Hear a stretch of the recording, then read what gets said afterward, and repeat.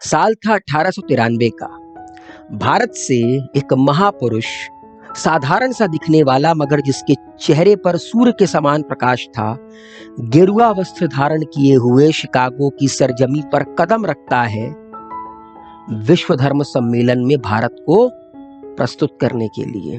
तब अमेरिका और पूरे विश्व को यह बात पता नहीं थी कि ज्ञान का सैलाब आने वाला है, मगर ये महापुरुष विश्व धर्म सम्मेलन से 5 हफ्ते पहले ही अमेरिका पहुंच गए।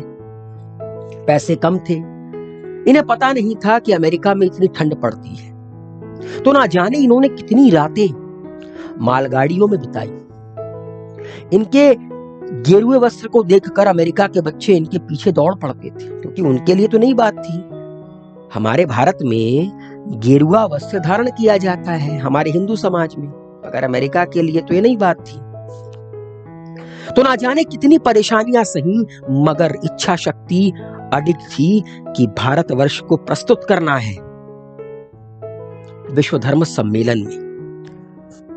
आखिरकार वो दिन आया, इनकी बारी आई विश्व धर्म सम्मेलन में भारत को प्रस्तुत करने के लिए। जैसे ही पहली लाइन बोली, मेरे अमेरिका के भाइयों और बहनों, पूरी की पूरी जो हॉल थी तालियों की गड़गड़ाहट से गूंज उठी।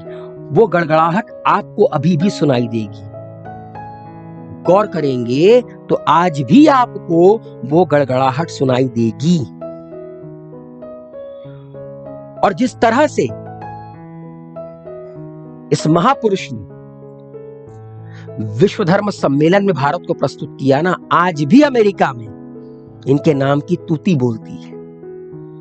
ये कोई और नहीं, हमारे अपने स्वामी विवेकानंद थे। ना जाने कितनी परेशानियां सही, मगर उस दौर में जब हम गुलाम थे अंग्रेजों के,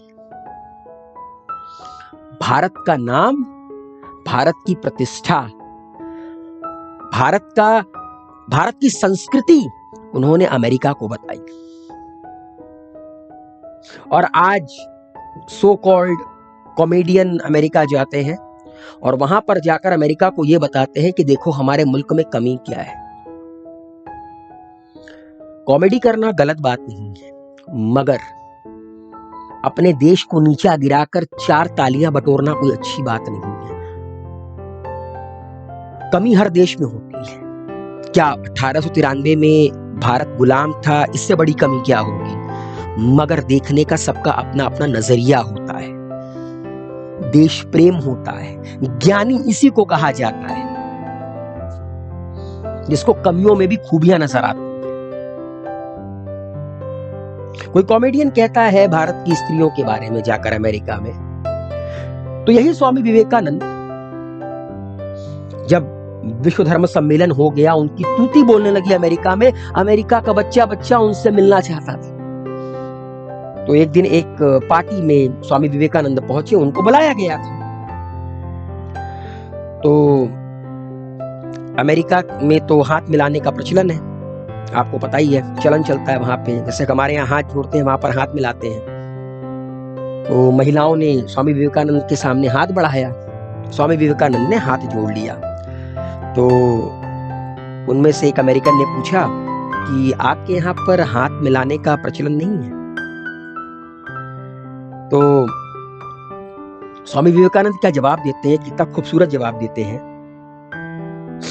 कि हमारे यहाँ पर हर महिला, हर स्त्री महारानी है, और महारानी से ना हाथ मिलाने का, महारानी को छूने का हर किसी को अधिकार नहीं। तो कितनी अच्छी बात उन्होंने कर दी, कितनी बड़ी बात उन्होंने कर दी इतनी छोटी सी लाइन में। हमारे देश की संस्कृति बता दी अमेरिका को। और आज के सो कॉल्ड कॉमेडियन जाकर हमारे देश का नाम बिगाड़ते हैं। तो ये इस देश को ना स्वामी विवेकानंद को पढ़ने की, स्वामी विवेकानंद को जानने की बहुत जरूरत है।